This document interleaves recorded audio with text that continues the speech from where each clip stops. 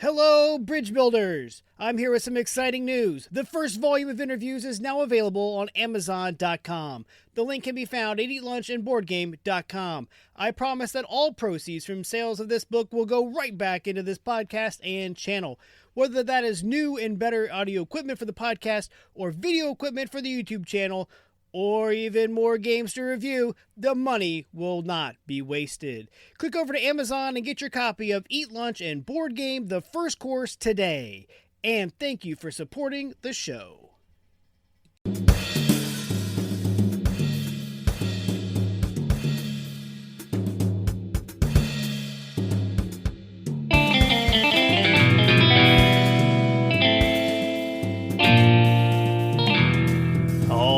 Welcome back to Eat Lunch and Board Game. I'm your host, Adam Collins. While having an online meeting with some fellow St. Louis board game designers, the topic came up of the BG Stats app. If you do not have this app, you should go get it. It's like $3, but the metrics it can tell you about your gaming habits is phenomenal. It'll tell you who wins the most between that current group of people you're playing and the game you're playing. So it keeps different stats from when my son and I go against each other in a game, as well as when my wife, my son, and I go against each other at the same game. I have used it for years, and I know people that have used it for even longer than me. And I have logged well over 1,200 plays in the app. But this episode is not about the app, though maybe a future episode might be. It is about the game that currently sits as my third most played game logged in to the app. Dice Fight Chicken Edition. Like I said, I've only been using this app for about almost 4 years. So all of my early plays of Catan, Carcassonne, Machi Koro, Seven Wonders, and King of Tokyo are not in there. Dice Fight Chicken Edition, henceforth just to be called Dice Fight, sits third, behind only Seven Wonders and a hilarious bar game called Cock and Bull. When I told this to Dice Fight creator Aaron Wills, he did not believe me. I had to show him via the laptop camera a picture of the app on my phone, and he was absolutely flabbergasted. I don't understand why he was so shocked, though. I know Aaron from many local conventions and game fairs. My son and I bought a copy of his game years ago, and it has been played many times. Why? Because it's an absolute hoot. I know that's the wrong bird, but I don't think an absolute cluck is a saying. Dice Fight is a very simple game, but as we played it with the wife, we realized there was more strategy to it than we were giving it credit for, and she started playing and just annihilating us.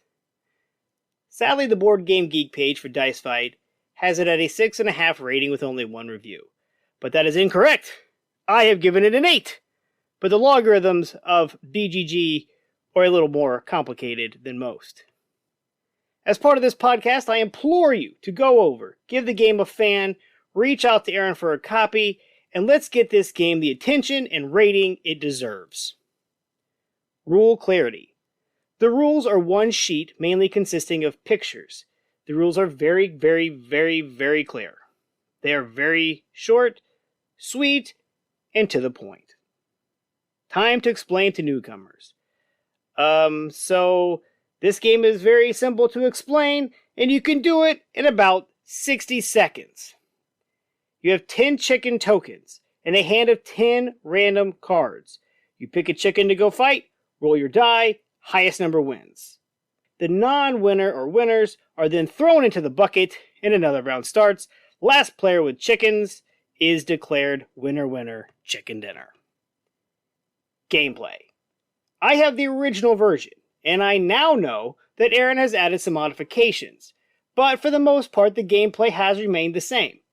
To set up, everyone chooses a die of their favorite color and the coop that matches that die, and 10 chicken tokens. These chickens make up your coop, and they are your fighters. Next, shuffle and deal 10 cards face down to every player, setting the rest off to the side. Each player then draws a hand of 5 cards. Each person selects a chicken to enter the fight, and then everyone rolls their die. Now, I just got my upgrades for Dice Fight, and I did not have the score tracker or Coop player mats until a week ago. And I must say, I love the score tracker.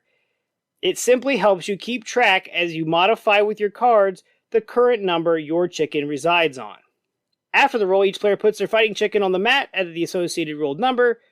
Then the highest roll wins. Unless cards are played.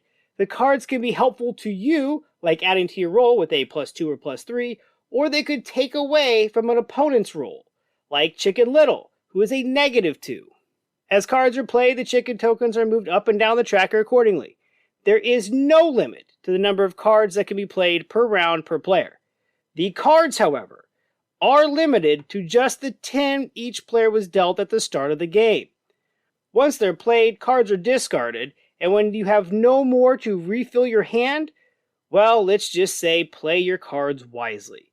This is where the wife annihilated us with her strategy of card playing. Once everyone agrees that they're finished playing cards, the losing chickens are tossed into the takeout bucket and a new round begins. If a tie for highest roll occurs, both chickens live to fight another round. If there's a tie for lowest, well, both chickens are tossed into the takeout bucket and the replacements are put in the next round. There are cards that can be played that have nothing to do with the fight. These can allow a player to get more chickens from the bucket, steal a chicken from another player, or trade a card for one out of the discard pile, which is my favorite card. Then there is the terrible cancel card. It cancels any card's action that was just played.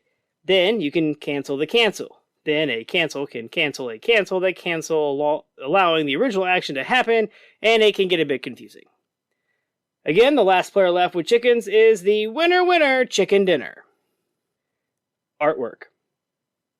Each of the 80 chickens are unique. Aaron is a teacher, and an ex-student of his did an amazing job with the artwork, giving each chicken a different look. Aaron also gave each chicken a little biography that you can go read on the official page at www.dicefight.net. The son has read them all and chooses his team of 10 chickens carefully, based on various attributes, either visual, like different colors or if they're wearing glasses, or from their biographies. His favorite top 3 chickens are goat chicken, peanut, and kebab. Does the chicken assortment make a difference to the gameplay?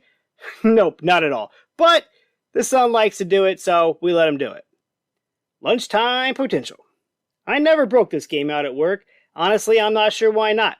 It is clearly playable in a lunch hour, even a lunch half hour, or, maybe even a lunch 10 minutes, which would be more like a lunch break. This also works well with families. We used to play this game before bed. The wife, the son, and I would play 2 or 3 rounds before the son's bedtime.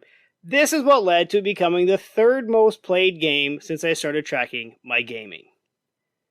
Other. While there is nothing on Etsy for Dice Fight, you can go to the official Dice Fight website, which I have linked to the show notes, where you can purchase a necklace with a chicken tile on it. The son had one of these at one time, but I have no idea where it is now. But it was so cute. He would run upstairs, grab it, and wear it while we played the game. Expansions. Okay, so in my conversation with Aaron about procuring the new revised deck of cards and score tracker and player mats, I noticed on his site another quote-unquote version called 16 Chickens Dice Fight to the Death. I asked if this was an expansion and how I could procure a copy of this myself. It turns out it was actually the original game that was later revised down to just Dice Fight. Well, I bought this deck when I bought the updated Fight deck, and Aaron sent me the rules. So I decided that I'm going to talk about this version of the game too in this episode because why not? So here we go. 16 Chickens Dice Fight to the Death. This version of the game plays over 4 rounds. The first round, you draft blue cards. The blue deck needs a few good shuffles, then randomly take the top so many cards depending on the player count. Set the rest aside. You can go ahead and prep the orange deck the same way at this time. Then put the blue deck in the middle of the table and flip over the top 4 cards, setting them out orthogonally around the deck. Then the first player, the one that makes the best chicken impression, draws the top card and decides whether to keep it or to trade it with a card that is currently face up. The second player follows suit, and so on until all the cards are drawn up. The blue cards give the owner of the blue card a way to draft chickens in the next phase. Phase 2. The first player, again, plays a blue card and takes the action. They can be draw 1 chicken, 2 chickens, 3 chickens, double your chickens, steal chickens, etc. The object is to be as close to 16 chickens as possible without going over. If you ever exceed 16 chickens, you must discard down to 10. Once all the blue cards are played, Phase 3 begins. Phase 3 is very similar to Phase 1, except with the orange cards. The player with the fewest chickens drafts first. These orange cards are very similar to the Dice Fight deck. Once the drafting of the orange cards is complete, it is time for Phase 4. Dice Fight! Instead of everyone putting up a chicken at the same time, the player with the most chickens starts the game off with the rooster card. This person then selects an opponent and they duel. Dice are rolled, cards are played, and a chicken hits the bucket. Ties go to the rooster. Then the player with the rooster card can either choose to fight again or pass the rooster card to someone else, and then that person must make a fight combination. There is some chaos in this version of the game too. You can play orange cards whether you are engaged in the fight or not. So, if mom is about to eliminate dad and she has more chickens than you might want to save dad with your +3 card. Then there's also the secret weapon card. The secret weapon is a +2 to your roll every time. It can be stolen by way of a couple different orange cards, or if you lose your fight while in possession of the secret weapon. If you lose your fight, you have to discard not only your chicken into the bucket, but also the secret weapon card. If a player holding the secret weapon or the rooster card is eliminated, the person who defeated them receives the card. Last player with chickens is once again winner winner chicken dinner. 16 chickens dice fight to the death does take a little longer than Dice Fight, yet it never loses sight of being a lighthearted and fun family game. And you can definitely still fit that one in on a lunch hour. If you're going to get one version, might as well go ahead and add the other deck too, because there's no reason not to. Bang for the buck. Okay, so this game sells for $30, and that might seem a bit high, but Aaron orders all the parts from various manufacturers and then assembles each game by hand. So, I must say that it is totally worth the money. Every single last penny. His site currently states that over 125 copies of Dice Fight Chicken Edition have been sold, and that is just not enough. It comes in a glorious takeout bucket, and the cards and dice are of nice quality, but really, the bucket is what makes this game stand out while sitting on your game shelf. Not to mention, it is a heck of a conversation piece. In summary, there is always something about playing a game when you know the designer personally. Every time that the son and I break this game out, I am instantly transported back to playing this game at game fairs with Aaron Wills and my son. Dice Fight offers a great time every time. It plays fast enough that even if you are eliminated, you won't have to wait long for the next game to begin, and there will be a next game.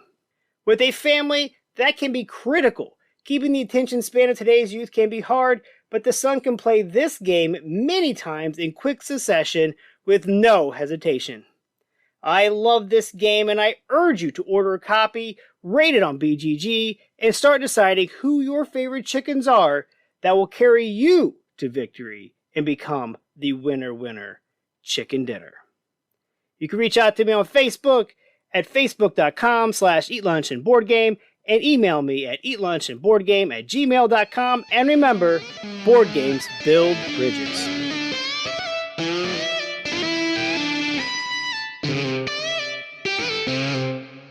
Average Joe's Gaming is a weekly podcast brought to you by us. I'm Joe. I'm Tom. We talk about all things game-related. In this hour-long podcast, you'll discover what has arrived in the game room, which Funko Pop Tom just could not resist, and maybe, if you're lucky, we might get around to talking about games. Might. Tune in weekly. You can find us on all of your favorite podcast formats. When you're gaming, why not be comfy? Go over to supportplayer.org. Click on the cards, pieces, and dice to get some merch. These t-shirts are some of the most comfortable I have ever worn. That's supportplayer.org, and there's a link on eatlunchandboardgame.com.